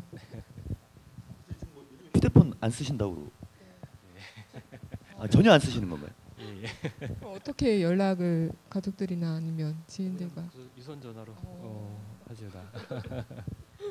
네, 근데 이 말씀에서 좀 주목해야 될 것은 3년 정도죠. 예, 4년, 네, 4년 정도 이 작가님의 모든 일거수일투족이 다 감청되고 미행됐는데, 이게 벌어진 게 노무현 정부라는 거죠. 그리고 엄청난 인력이 투여됐다는 것이죠. 국가보안법을 폐지하겠다는 대통령의 방침은 그냥 말이었던 것이고, 수사기관, 정보기관, 공안부서에서는 사건을 만들어내기 위해서 엄청난 인력을 들이고 시간과 비용을 들여서 사건을 만들고 있었던 겁니다. 저는 그게 훨씬 충격적이었어요. 노무현 정부 시절이다. 그러니까 실제로 민주정부가 만들어진다고 해도 그것이 힘을 가지고 이 기득권 세력과 저항하는 기득권 세력에 맞서서 얼마나 실제로 바꿔낼 수 있을 것인가 하는 문제는 대단히 철저하고, 그리고 또 대단히 강력하게 추진되지 않으면 언제든 바로 뒤집혀질 수 있다, 이런 생각을 하게 됐습니다. 이 대표님이 노 전 대통령 말씀 잠깐 나와서 질문을 좀 드리고 싶은 게, 국가보안법 폐지를 이제 실패한 이유가 네. 현실을 바꾸려 하지 않고 법을 바꾸려고 네. 했다. 그래서 결과적으로 실패를 하게 됐는데, 그러면 이제 지금 말씀하신 취지도 진보 세력이 집권해서 국가법 폐지할 수 있는 강력한 정치적인 동력이 필요할 때, 네. 그때 이제 폐지가 가능할 것이다, 이런 네. 취지의 말씀하셨던 것 같은데, 이게 좀 약간 역설적인 게 이 종북 이데올로기가 재생산이 되고 끊임없이 지금도 그런 상황 아니겠습니까? 진보당이 이제 성장을 하고 이 대표님께서 정치적으로 이제 비중 있는 위치가 되어갈 때, 이 또 국가보안법 종북 이데올로기가 갈 길을 막았고 결국은 다리를 걸어서 엎어뜨려 놓은 이런 상황이 됐다라는 거죠. 또 역으로 이런 사회 구조 자체가 변하지 않으면 진보 세력 집권이 어려운 거 아닌가? 그런 면에서 국가보안법 체제 하에서 진보 세력이 집권하는 것, 이것이 과연 가능할 것인가? 그런 의문이 생기더라고요. 네, 당시 그 노무현 정부 시절에 대해서 제가 평가한 건 핵심은 이런 겁니다. 국가보안법이 실제로 폐지될 수 있는 단계까지 가려면 국민들이 가지고 있는 북이 쳐들어올지도 몰라 이 생각이 정말 많이 더 허물어져야 된다. 아직도 우리 교류를 하고 있지만 언제 터들어올지 몰라. 그래서 한 손에는 악수를 하면서 한 손에는 칼을 쥐어야 돼라고 생각하는 이 관념에 말하자면 사람들이 흔히 생각하는 이 균형 감각이 완전히 엎어지도록 해야만 실제로 법이 바뀌고 그리고 거기에서 더 많은 진전이 가능할 거다라고 생각했어요. 근데 노무현 정부는 대통령은 국가보안법을 박물관에 보내자라고 했지만 실제로는 2003년 이후에 남북관계를 악화시켰죠. 6.15 선언을 제대로 이행하려고 하지 않았죠. 상당 기간 냉각 상태에서 남북관계가 정체되거나 또는 악화된 상황을 거치면서 뒤늦게야 이게 2007년 14선언으로 남북관계를 풀려고 했던 거잖아요. 그래서 저는 앞뒤가 바뀌었다 이렇게 봅니다. 정권 초반에 굉장히 강력하게 남북관계를 호전시키기 위한 노력을 하고 그것에 기초해서 국민들의 그 변화되는 의식들을 만들어 나가면서 국가보안법 폐지를 했어야 옳다. 근데 그걸 분리해서 생각한 점이 잘못이고 또는 아주 근본으로 들어가 보면 그렇습니다. 국가보안법의 본질은 네, 국가보안법의 본질은 정확하게 사상의 자유시장 뭐 이런 문제가 아니고 정확하게 북에 대한 적대심입니다. 북에 대한 적대감이죠. 그래서 이 문제를 풀지 않고 그저 뭐 서구의 사상의 자유시장 논리로 이 국가보안법을 없애려고 하면 잘 안 없어진다는 겁니다. 분단 체제는 한국 사회에 특수하고 그리고 아주 깊이 뿌리 박혀 있는 것이기 때문에 이 점에 대해서 잘 모르셨던 거 아닌가. 이 점에 대해서 간과하셨던 것 아닌가 저는 생각합니다. 진보 정치가 집권을 하기 위해서 국가보안법의 폐지는 어떻게 보면 거의 전제 조건이라 할 수 있을 만큼 굉장히 중요한 문제죠. 실제로 무엇이 선우가 될 것이냐 하는 문제를 지금 결론 내리기는 어렵지만 적어도 저는 그렇게 생각합니다. 진보 진영이 한국 사회의 진보 정치는 분단 체제가 가지고 오는 진보 정치에 주는 해악, 위협에 대해서 굉장히 민감하게 봐야 되고 그리고 이것은 남북 관계가 원활하게 풀려 나가서 야 대화해 보니까 믿을 수 있구나 발전할 수 있구나 이게 우리 경제의 새로운 힘이고 우리 사회의 활력이구나 하는 게 국민들에게 느껴져야 더 빨리 진전할 수 있다 생각해요. 그래서 이 남북 관계 문제 통일의 문제, 한미관계의 문제에 진보 세력이 자신의 과제로 느끼지 않으면 안 된다. 저는 그럼 이렇게 어려운데 어떻게 하지? 이렇게 어려운데 될까? 하고 생각하는 거에 대해서는 아주 터놓고 아주 솔직하게 이렇게 말씀드립니다. 종북 공격 받는 것은 이 분단 체제가 우리에게 주는 사회적 형벌이다. 감내해야 된다. 감내하면서 그 공격을 일부 받더라도 새로운 진전을 위해서 노력해야 된다. 이 진전의 힘이 훨씬 더 빨리 커져야 이 형벌도 사라진다고 생각합니다. 그래서 좀 뭐 어떻게 보면 좀 냉정한 평가를 노무현 정부 시절의 국가보안법 폐지 그 운동에 대해서 드린 것인데요. 한국 사회의 분단 체제를 자신의 과제로 그 아주 중요하게 지고 나가는 진보 정치에 활력이 필요하다 이런 차원에서 드린 말씀입니다. 그러면은 뭐 종북 공격이 앞으로 계속돼도 나는 변함없이 이 길을 가시겠다. 뭐 이런 취지신가요? 때로는 어떤 분은 이걸 보고 고리타분하거나 고지식하거나 이렇게 말씀드릴 수도 있으나 본질은 본질이고 역사는 역사다. 이건 흔들릴 수 없는 길이고 우리가 감내하고 가야 된다라고 생각합니다. 그리고 그것 자체 공격받는 것 자체에 대해서 제가 일일이 대응하는 것으로 이 문제를 풀기는 어렵다. 빨리 남북관계를 진전시켜야 자연스레 풀릴 수 있다. 그렇게 저는 생각하고 근데 이 자리에 계신 많은 분들께서는 그 종북 공격에 대해서 대응하는 것에 더 많이 또 애를 또 같이 써주셨으면 하는 바람도 또 있습니다. 책에 보니까요. 아니 그 관련해서 제가 한마디 드리면 그 베트남의 호치민 있잖아요. 호치민은 원래 이제 뭐 모스크바에서 이제 뭐 사회주의자가 돼가지고 코민테른 회원으로 이제 뭐 이렇게 그 미국이나 프랑스가 다 저 사람은 공산주의자다라고 다 인식하고 있었고 다 정보가 돼 있었거든요. 근데 어쨌든 우리가 뭐 베트남 역사에서 어떤 평가를 하든지를 떠나서 호치민 같은 경우는 이제 자기가 공산주의자라고 하는 틀을 애국자라는 틀로 바꿨어요. 그래서 이제 그 호치민이 저렇게 하는 것은 애국이지 공산주의 사회 만들려고 하는 건 아니었다라고 하는 쪽으로 어쨌거나 인식이 국민들도 그런 인식이었고 미국도 계속 고민한 거죠. 저게 정말 공산주의가 아닐까? 애국자일까? 그냥 민족주의일 뿐일까? 계속 고민하면서 계속 거기에 발목을 잡히다 결국 이제 나중에는 이게 공산주의는 아닌 것 같고 민족주의자인 게 분명한 것 같다라고 한 쪽으로 이렇게 기울었단 말이죠. 이게 이제 사실은 미국에서도 그 베트남 반전 데모가 일어나게 됐던 굉장히 큰 동력이었습니다. 그러니까 우리가 이제 그 말씀하신 것처럼 종북이나 북한에 대한 적대 프레임에 탁 갇혀버리면 뭐 이미 우리가 아무리 무슨 짓을 해도 우리는 다 저놈들은 다 빨갱일 거라는 그 껍데기를 벗을 수는 없는 것 같아요. 근데 이제 그 틀을 어떻게 이제 그 다른 쪽으로 이렇게 변신시킬 수 있을 것인가라고 하는 것이 우리한테 큰 과제인 것 같고 아마 이제 이정희 대표님 말씀하신 것도 그런 그 이미지뿐 아니라 그런 틀 자체를 바꿔야 된다라고 하는 그런 말씀이 아닐까 싶은 생각이 듭니다. 죄송합니다. 예. 책에 그런 말씀을 하셨더라고요. 대선 전에 대선 후보로서 평양에 가고 싶다. 그래서 우리 당이 진보당이 할 수 있는 일이 있을 것이다. 이분이 저는 아직도 정신을 못 차렸구나. 스스로를 완전히 뭐 이 종북의 어떤 수렁 속으로 스스로 몰아넣으시는구나 뭐 이런 생각이 얼핏 들었는데 지금 남북 관계 상당히 어렵지 않습니까? 네. 상당한 위기가 더 심각해질 것이다라고 예측을 하고 있는데 지금도 유효하신 건가요? 내가 문제 해결을 위해서 어떤 비난이 있더라도 평양에 가보겠다라는 결심이.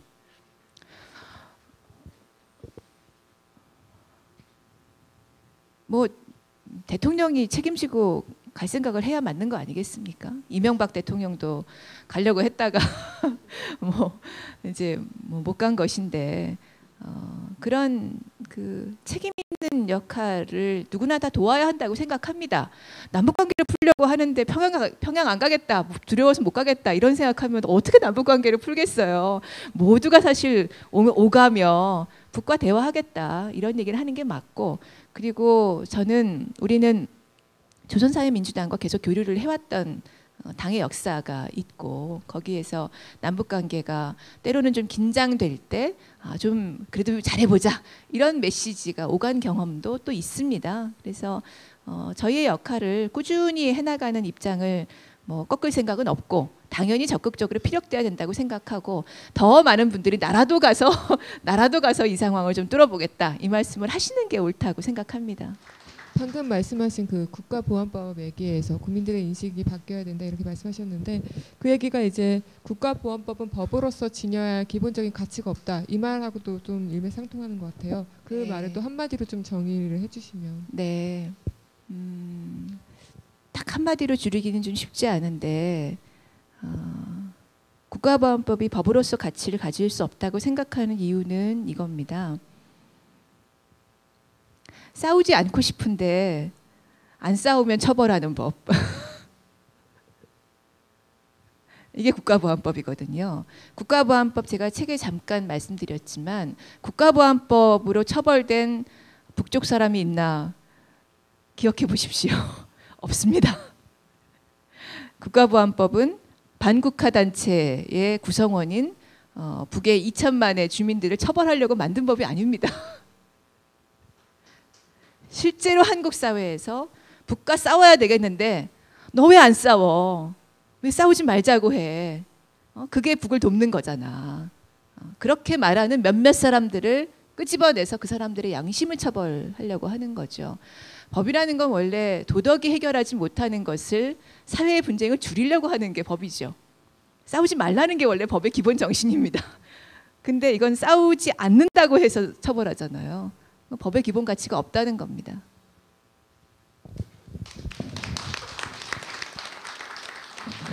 이시우 작가님께서 국가보안법 걷기 명상을 하셨죠. 근데 보통은 이제 피해자들은 철폐 폐지하라 그리고 이제 투쟁을 하기 마련인데 명상을 하시겠다 이렇게 행동을 하셨더라고요. 그래서 참 특이하시다 이런 생각이 들었는데 명상 이후에 이런 말씀을 하셨어요. 그동안 나의 미학관은 주로 아픔, 어두움을 끌어안음으로써 만들어지는 결이 중심이었는데 아픔이라는 것도 어찌 보면 소통이 되고 있는 것이고 아픔이 있는 순간 벌써 치유가 진행되고 있는 것이다라는 생각이 들었다.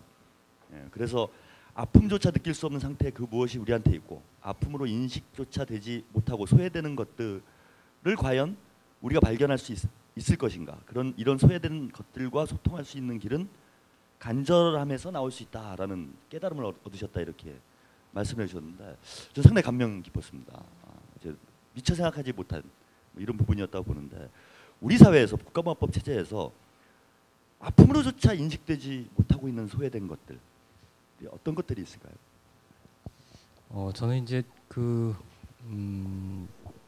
우리가 잘 모르는 별 관심을 갖지 않는 예를 들면 이주노동자 또 소외된 했던 이웃 뭐 제가 이제 대인질의 피해자분들도 이제 같이 작업을 했었습니다만 거의 관심에서 잊혀진 분들이 많이 있지요. 그분들이 정말 자기를 알릴 힘도 없는 분들일 때가 많았었어요. 그런데 그런 분들한테까지 이렇게 신경을 쓰고 손길을 뻗치는 것이 하여튼 사람의 도리다라는 생각을 했었는데 저는 이제 처음엔 그런 생각이었어요. 그래서 소외된 분들을 찾아내서 그런 분들이 다 억울함이 없이 해야 되겠다라고 하는 생각이 이제 처음의 생각이었는데 어느 순간에요. 내 스스로가 소외돼 있었다는 생각을 갖게 된 거죠. 우리가 보통 이제 이렇게 눈에 보이는 어떤 사람들에 대해서만 소외되어 있는 걸 보통 생각하는데 사실은 우리 모두가 자유민주주의 체제에 살고 있잖아요. 근데 자유도 없고 민주주의도 없습니다. 우리가 살고 있는 사회는 잘 보면 자유도 도둑맞았고 민주주의도 도둑맞았어요. 근데도 우리는 편하게 살고 있단 말이죠. 자기가 이렇게 아무렇지도 않은 자유민주주의 국가의 시민인 것처럼 편하게 살고 있어요. 그러다가 이제 몇몇 사람이 딱 문제가 생기면 그런 사람들은 가끔 이렇게 동정을 표하는 것으로 자기가 소외된 사람들한테 소외된 사람들에서 노력한다라고 하는 걸 보통 자의하고 맙니다. 근데 사실은 그 사람들 몇몇만이 문제가 아니라 우리 모두가 사실은 다 소외된 상태거든요. 그 중에 가끔가다 필요할 때 한 사람씩 뽑혀가지고 이렇게 탄압받거나 이 침탈을 받거나 이렇게 되는 거란 말이죠. 그래서 사실은 이 소외돼 있다라고 하는 것은 어떤 특정한 사람이나 이런 게 아니고 우리들도 모르는 사이에 우리가 억지로 이렇게 가리려고 하는 것들이 있습니다. 종북 문제가 딱 생겼다 그러면 나는 종북 아니야라고 딱 피하죠. 또 내가 쓰고 있는 것이 과연 걸리지 않을까라고 이렇게 막 검열을 해요. 이게 이제 자기 스스로를 소외시키는 행위죠. 멀리 어떤 내가 아닌 다른 사람들이 소외되어 있는 것이 아니고 사실은 나 스스로를 끝없이 소외시키고 있는 겁니다. 우리가. 그래서 우리가 이제 이 국가보안법 문제 같은 경우도 국가보안법으로 피해를 받은 사람만 좀 어떻게 좀 우리가 동정을 표하고 관심을 갖자. 이게 소외를 극복하는 길이 아니고요. 아까 이 대표 말씀하신 것처럼 남영동 영화에 나오는 고문이 그 고문 받고 있는 사람만 문제가 아니고 국가보안법이라는 체제에서 누구나 다 당할 수 있다고 하는 사실을 애써 잊고 있는 거죠. 그 중에서 특별히 눈에 띄는 사람들한테 우리가 관심을 가지려고 하면서 우리 스스로 그냥 위안을 삼는 거예요. 제가 볼 때는 가장 큰 소외는 무관심한 채 그런 사실을 바라보고 있는 나 자신이 가장 소외된 인간이라고 생각됩니다.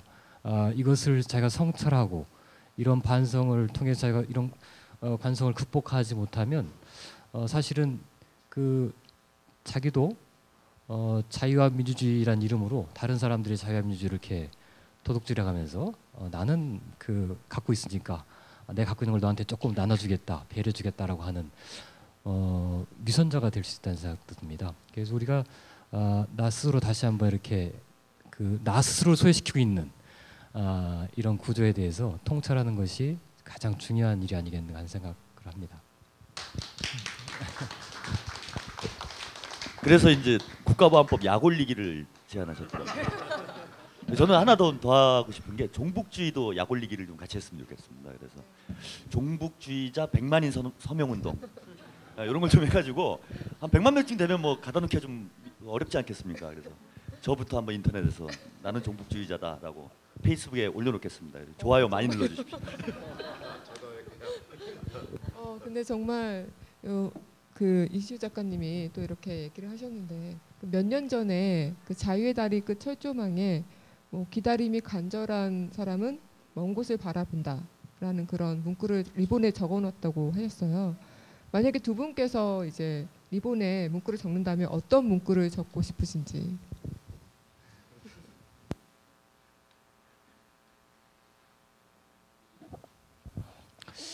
그 프랑스의 베르그송이라는 철학자 있습니다. 그 사람 철학을 저는 뭐 그 좋아하진 않습니다만 딱 한마디는 그 제 마음에 딱 그 꼽힌 말이 있어요.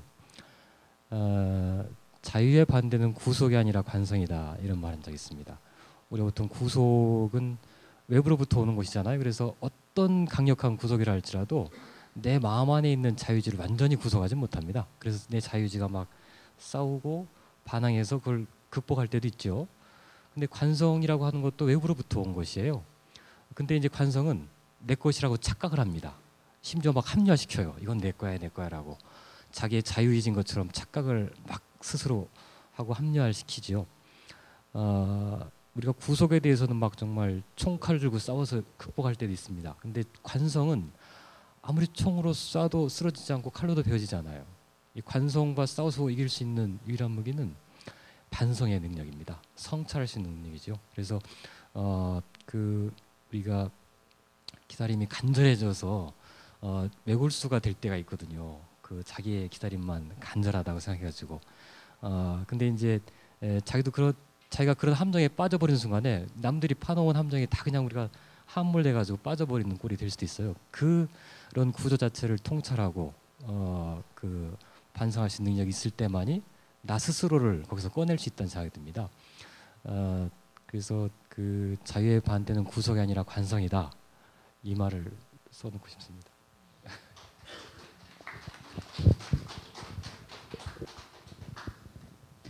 저는 멋있는 말 못 쓰는데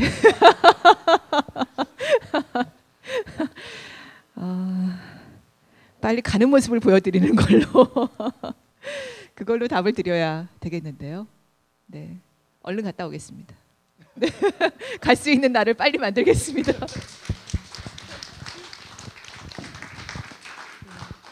저희가 준비한 질문은 더 많은데 시간 관계상 이 정도까지 이제 마무리 지을 거고요. 두 분 너무 좋은 말씀 감사드렸습니다. 감사합니다. 네. 그러면 뭐 다들 이제 이미 이정희 대표님의 그 실력을 이미 아실 테니까 이번에는 이시우 작가님의 신명나는 장구와 민요 한 곡을 뽑으시겠다고 합니다. 네. 사실은 그 연습을 많이 했는데요. 그 결국은 하다 보니까 도저히 안 되겠다 싶어가지고 안 하기로 했었는데 이렇게 들어갔네요. 그 요 책에도 나와 있는 노래인데 그 제가 조용필을 좋아합니다. 그 조용필의 노래 중에 바람의 노래라는 노래 부르겠습니다. 반주도 없이.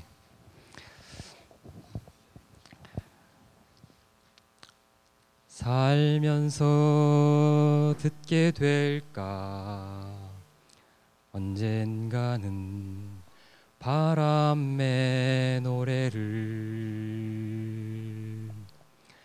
세월 가면 그때는 알게 될까 꽃이 지는 이유를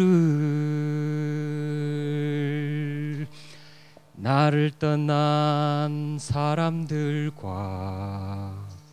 만나게 될 또 다른 사람들 스쳐가는 인연과 그리움은 어느 곳으로 가는가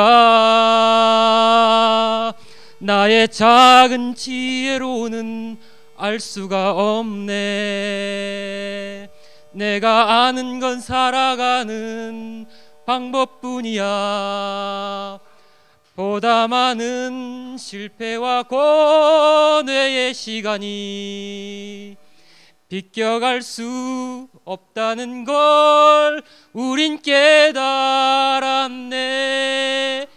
이제 그 해답이 사랑이라면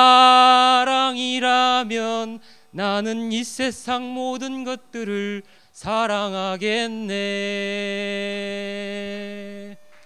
나를 떠난 사람들과 만나게 될 또 다른 사람들, 스쳐가는 인연과 그리움은 어느 곳으로 가는가. 나의 작은 지혜로는 알 수가 없네.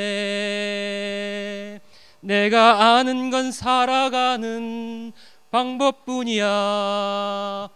보다 많은 실패와 고뇌의 시간이 비껴갈 수 없다는 걸 우린 깨달았네.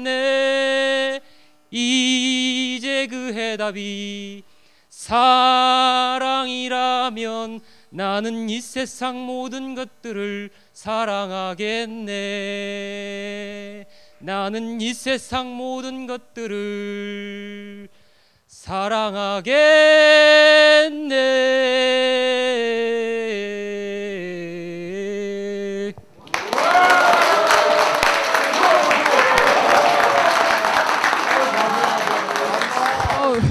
잘하시는데요. 연습 많이 안 하셨다고 하면 너무 잘하시는데, 역시 모든 이 세상을 살아가면서 살아가겠다 이 말 그 후렴구처럼 우리 모두 사랑하면서 살아가는 것만큼 아름다운 건 없는 것 같습니다. 네, 진짜 이 분위기 정말 좋은데 이 야심찬 분위기를 이어받아서 우리 김인성 교수님의 아들 김별이 군이 또 깜짝 공연을 준비했다고 합니다. 김별이 군, 네, 준비되셨나요? 네. 근데 김별이 군이 나이에 안 맞게 김광석의 서른 즈음을 준비했다고 하는데, 어떻게 서른 즈음을 어떻게 표현할지 다들 큰 박수 맞아주시죠. 네.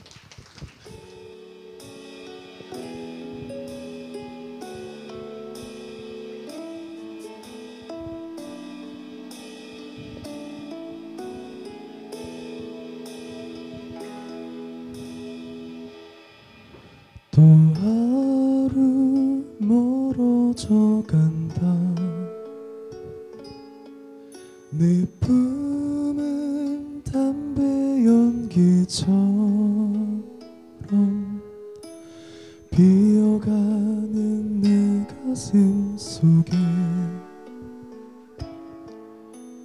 무얼 채워 살고 있는지, 또 하루 멀어져 간다. 머물러 있는 청춘인 줄 알았는데 비어가는 내 가슴 속에 아무것도 찾을 수 없네. 계절은 다시 돌아오지만 떠나간 내 사랑은 어디에. 내가 떠나보낸 것도 아닌데, 내가 떠나온 것도 아닌데,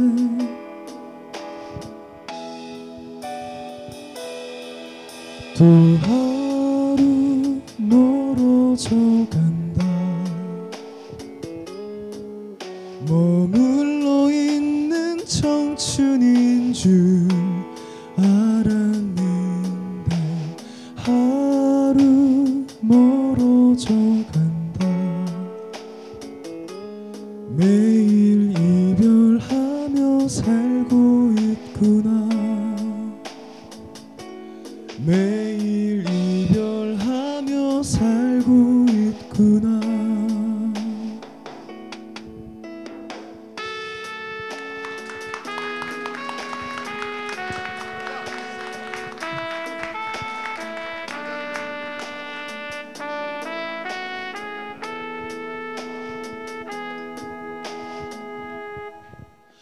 또 하루 멀어져 간다. 머물러 있는 청춘인 줄 알았는데 비어가는 내 기억 속에 또 아무것도 찾을 수 없네. 계절은 다시 돌아오지만 떠나간 내 사랑은 어디에. 내가 떠나보낸 것도 아닌데 내가 떠나온 것도 아닌데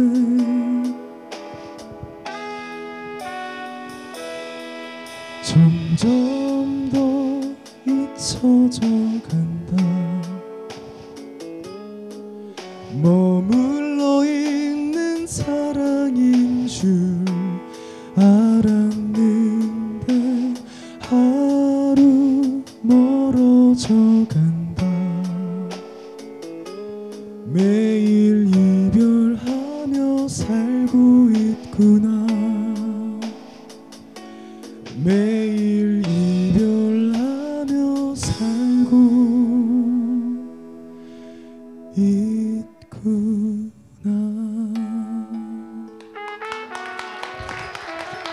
감사합니다. 다시 한번 큰 박수 부탁드릴게요.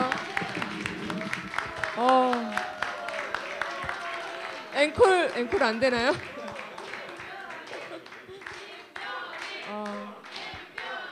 오늘 김별이 군의 팬클럽 새롭게 창단되는 날이기도 할 것 같은데요. 노래를 정말 잘 부르네요. 어린 나이에 이 감정을 담아내서 부르기가 힘든 곡인데, 네, 다시 한번 박수 부탁드리겠습니다. 이번 북콘서트를 여는데 정말 힘써주신 분이 계십니다. 바로 앞에 계신 김갑수 선생님이신데요. 특히나 이번 북콘서트가 앞으로 이 북콘서트를 계기로 영화 법정 콘서트 무제로도 만들어질 계획이라고 합니다. 그래서 김갑수 선생님과 또 최정남 맑은 영화사 대표님 함께 모셔봐서 그 영화 이야기 제작 과정 이야기를 들어보도록 하겠습니다. 네, 박수로 맞아주시죠.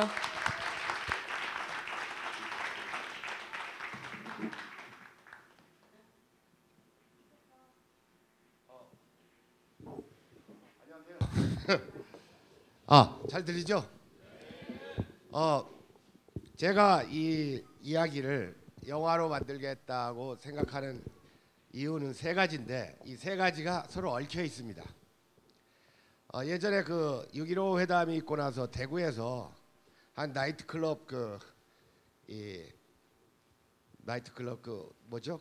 웨이터가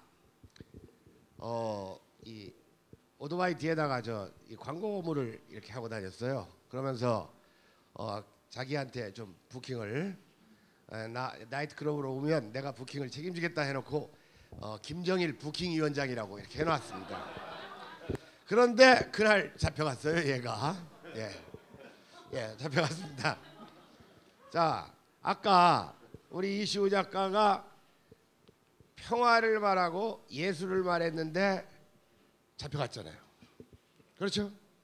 다음으로 우리가 남남북녀라는 말이 있습니다.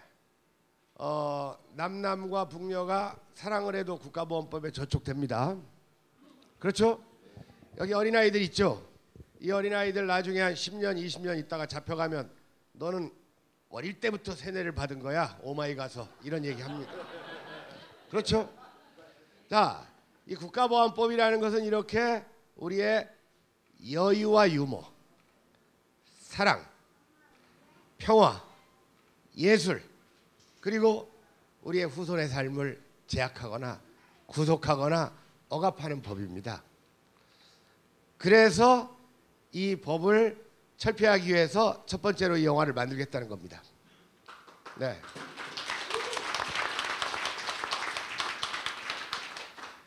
두 번째로는 방금 그 이시우 작가께서 베르그송 얘기를 하셨죠. 이 베르그송이 뭐라고 했습니까? 자유의 반대는 구속이 아니라 관성이다. 이 말씀하셨죠? 그런데 우리 이시우 작가가 베르그송을 그렇게 좋아하는 사람은 아니다라고 했기 때문에 제가 이 말을 하는 겁니다. 그 베르그송 같은 사람이 말하자면 전형적인 유럽 입진보예요. 입진보. 내가 보기에는 그 사람 전쟁 일어나니까 전쟁 선동하는 책자 쓰고 이런 사람입니다. 입진보 아닙니까? 그 정도면? 그렇죠? 이 입진보가 장악하는 이 문화 현상을 개선하기 위해서, 자극을 주기 위해서 저는 이 영화를 만들고 싶습니다. 세 번째로, 그러면 이러한 국가보안법을 철폐할 수 있고 또 힘을 가져서 철폐할 수 있는 우리나라 정치 지도자가 누구냐? 여기는 이정희 대표라고 생각을 해요. 네. 자, 그런데 나하고 여기 있는 사람만 그렇게 생각해서 됩니까? 안 되죠. 대중화시켜야 됩니다. 따라서 저는 이 영화를 만들 때 아주 진지하게 이렇게 안 만들 겁니다. 아주 산뜻하고 가볍고 연속곡 이상으로 애련하게 만들 겁니다. 그래야지 많은 사람이 볼 거 아닙니까? 이 세 가지 이유로 저는 영화를 만들겠는데, 이 영화 만드는 기초 작업을 올 10개월 동안 하겠습니다. 그리고 올 여름에 제가 시나리오 쓰겠습니다. 시나리오 쓰고 철저히 준비하고 내년부터 우리 뜻있는 사람들의 펀드를 통해서 만들 생각입니다. 그렇게 많이 안 됩니다. 그래서 이런 문제는 여기 맑음영화사 대표 최정락은 아주 영화를 잘 만드는 연극영화과 출신의, 연기파 출신의 제작자인데 사실은 제 조카입니다. 네.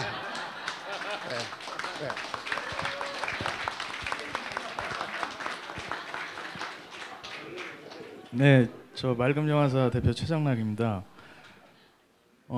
그 이정희 대표와 이시우의 법정 콘서트 무죄라는 이런 책으로 영화를 만들고, 이제 뭐 국가보안법 나오고 딱딱한 막 이런 종북 막 얘기 나오고, 나 처음에 걱정을 좀 했어요. 왜냐하면 영화는 대중예술이거든요. 좀 상업적인 어떤 부분들도 무시할 수 없는 부분이고, 그래서 삼촌이 너무 시원하게 지금 얘기를 해주셔가지고 내심 너무 좋고요. 조금 걱정되는 거는 이정희 대표님 아까 너무 완벽하시다고, 서로 두 분이 그 영화 그 캐릭터들은 완벽하면 안 되거든요. 그 약간 어설프고 인간미가 팍 풍겨야 그 캐릭터가 잘 형상화가 되는데, 그런 어떤 스토리텔링에 있어서 너무 좀 딱딱하시고 완벽하신 것 같아서 연구를 잘 해봐야 될 것 같고요.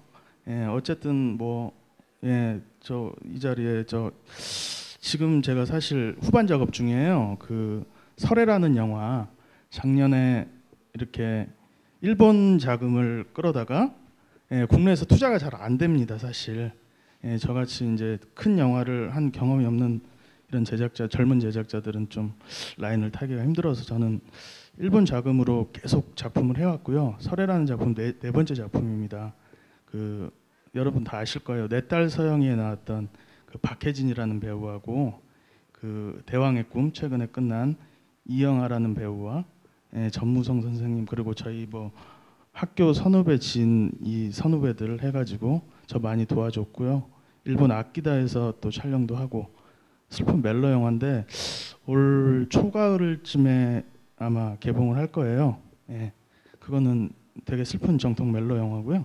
그거 끝나고 지금 마침 일이 없었는데 이거를 잘 기획 개발해가지고 벌써 프리 프로덕션 오늘부터 잘 준비해야 되겠습니다. 삼촌 부탁드립니다. 글을 너무 임팩트 있게, 너무 임팩트 있게, 너무 쏠리지 않게만 해서 잘 이렇게 이쁘게 우리가 하면 좋은 영화 나올 것 같아요. 감사합니다.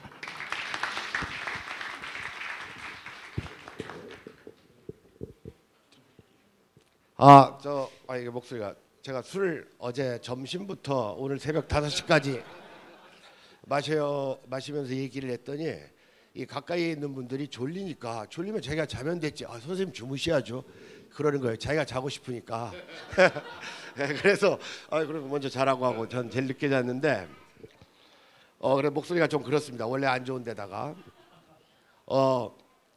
오늘 그 법정 콘서트 무제를 판매하는데 우리 출판사 사장님이 저 책을 기증해 주셨어요. 여러분들이 내신 회비로는 한 반쯤 이렇게 금액이 충당돼서 저도 제 압록강을 10권 가져와서 그것을 여러분들께 판매하고 이제 우리 행사 대금으로 이 얘기를 하려고 한 게 아닙니다. 더 중요한 게 제가 오늘 뭐 여기 법정 콘서트 파는데 지책 껴 팔지 않았는가 이런 오해를 하실까봐 내가 본격적으로 끼어 팔을 생각을 해가지고 여기 가져왔습니다. 사실은 여기 오기 전에 출판사에서 이 표지 교정을 해달라고 해서 급히 가져왔습니다. 이게 앞으로 일주일 있다 나올 여기 역사여 단깎기 마사오여 책장 표지입니다. 제가 교정하려고 가져왔어요. 여기 부제목이 붙어 있죠. 통합진보당의 눈물과 이정희를 위한 재언입니다. 이 책은 여러분들이 한 권씩 꼭 다 사셔야 됩니다. 부탁드립니다.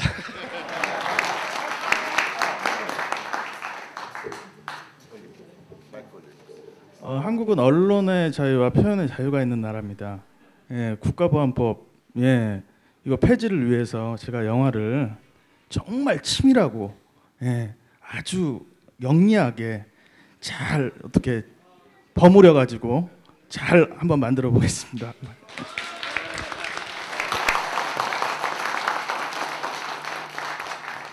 네, 이 영화 점점 말씀 들을수록 기대가 되는데 여러분도 그러시죠? 네, 앞으로 나올 법정 콘서트 무죄 이게 앞으로 어떻게 영화로 더 잔잔하고 애절하고 또 이렇게 약간 좀 이렇게 없어 보이는 캐릭터가 어떻게 아름답게 표현되는지 다들 이제 극장 가서 관람하실 수 있게 꼭 이렇게 나왔으면 좋겠고요. 앞으로 이런 뭐 책에도 그치지 않고 또 이런 것들이 영화까지 나와서 국가보안법으로 인해 더 이상 피해를 받는 분이 없었으면 하는 바람이 있습니다. 광야에서 노래를 강화에서로 이제 개사를 해서 나름 좀 개사를 잘 하셔가지고 부르시면 될 것 같아요. 제가 첫 음은 뭐 잘 못 잡아 드릴 테니까 반주를요. 감사합니다.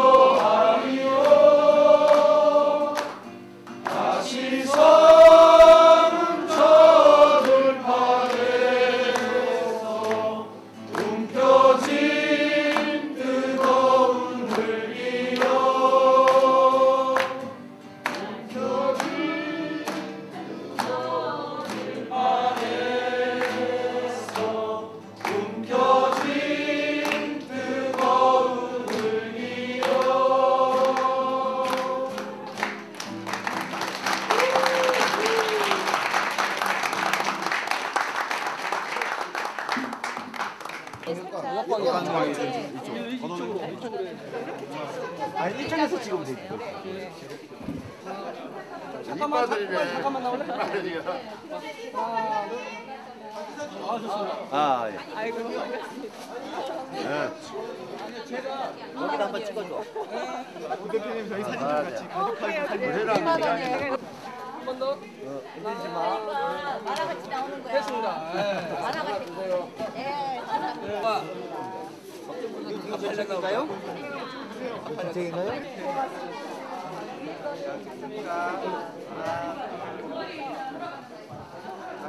예, 국가보안법 문제에 책이 지금 떨어졌는데 책을 가지러 가지고 혹시 필요하신 분은 한 3분 기다리면 책을 갖고 오도록 하겠습니다.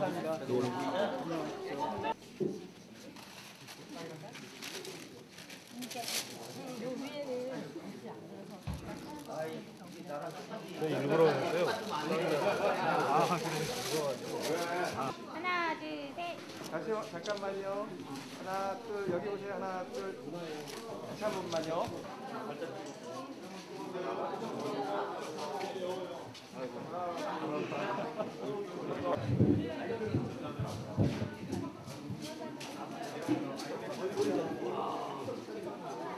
여기 손을 안 담는 분이 많아요.